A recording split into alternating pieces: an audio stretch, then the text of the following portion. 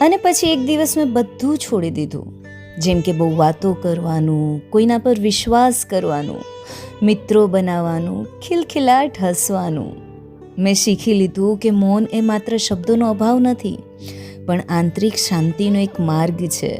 જે હૃદય પહેલાં ખુલ્લી કિતાબ જેવું હતું ને, તેને હવે મેં ધીમેથી બંધ કરી દીધું છે.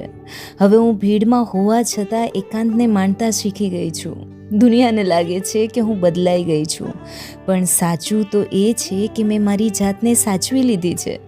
જે અપેક્ષાઓ બીજા પાસે રાખતી હતી ને, તે હવે મેં મારી જાત પાસે રાખવાનું શરૂ કર્યું છે.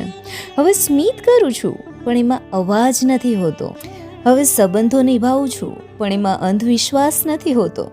કદાચ આ જ જીવનનો એ પડાવ છે જ્યાં સમજાય છે કે ખુશી બહારથી નહીં, પણ પોતાની અંદરથી જ શોધવી પડે છે.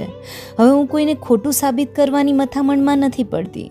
બસ સ્મિત આપી અને આગળ વધી જાઉં છું.